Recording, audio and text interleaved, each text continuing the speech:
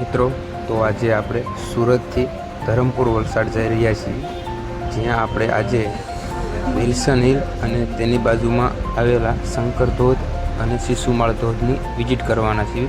એક જ દિવસમાં આપણે આ 3 જગ્યા વિઝિટ કરવાની છે, તો તમે જોતા રહેજો અમારો પૂરો વ્લોગ.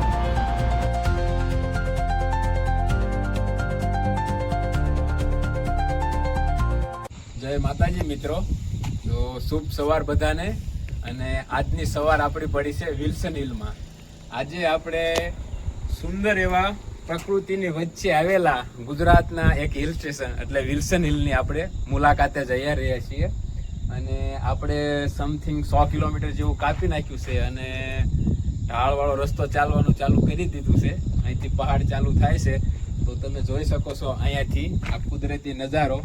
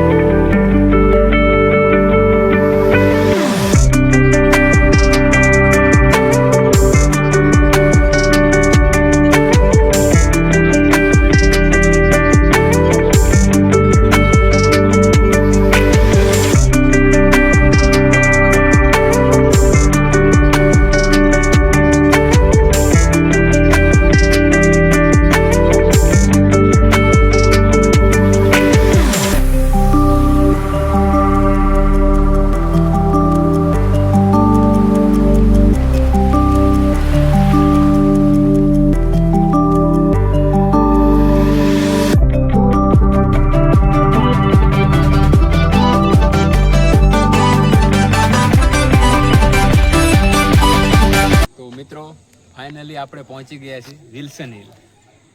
અને અહીંયાનું વાતાવરણ તમે જોઈ શકો છો. વાદળાઓ પણ રોડ પર જ રખડે છે.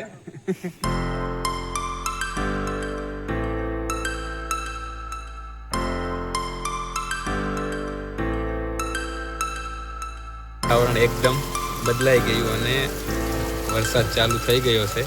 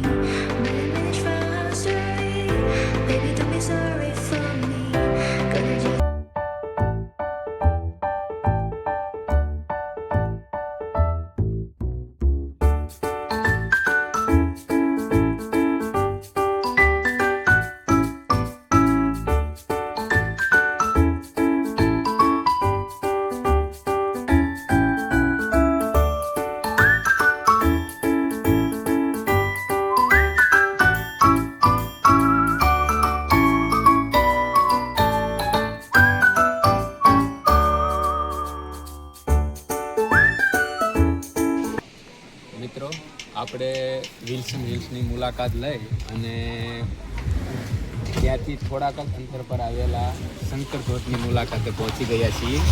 શંકર ધોધ ચોમાસાની ઋતુમાં એકદમ મનમોહક રીતે પડે છે અને અહીંયાનું આજુબાજુનું વાતાવરણ અને ઝાડીઓનો માહોલ તમે જોઈ શકો છો. અને હવે આપણે અહીંયાથી શંકર ધોધનું ટ્રેકિંગ કરવાના છીએ. ત્યાં નીચે સુધી જવાનું છે. આપ જોઈ શકો છો, એનો રસ્તો પણ બતાવશું કઈ રીતે નીચે ઉતરવાનું છે તે.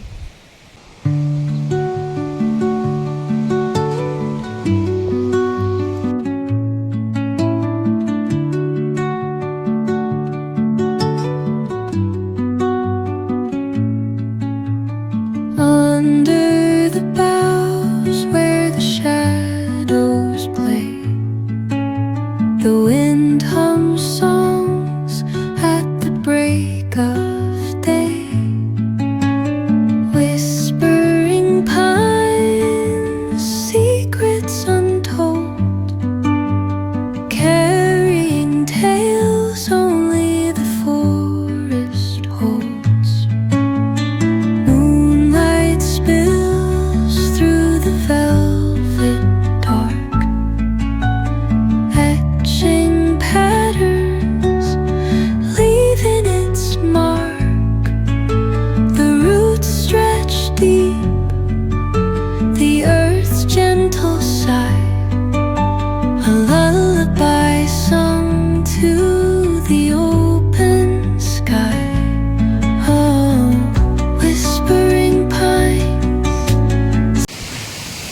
ચાલો મિત્રો જમરૂખ ખાવા. ઉપરથી અમે જમરૂખ લીધા હતા અને ચાલવાનું ચાલુ કર્યું. અહીંયા ધોધ પાસે પહોંચતા 20 જ મિનિટ થઈ છે અને અમે ધોધની એકદમ નીચે પહોંચી ગયા છીએ. તમને નજારો દેખાડું. એકદમ સુંદર રીતે ધોધ પડે છે અને આજુબાજુમાં જંગલ ઝાડીઓનું વાતાવરણ એકદમ સુંદર છે.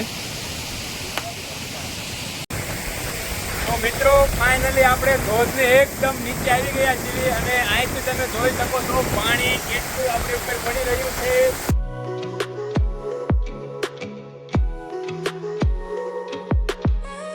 તો મિત્રો આપણે શંકર ધોધની સંપૂર્ણ વિઝિટ કરી નાખી છે. તમે પણ વિલ્સન હિલ આવો છો તો એકદમ નજીકના અંતરે આવેલું છે 7 કિલોમીટર. અવશ્ય મુલાકાત લેજો શંકર ધોધની.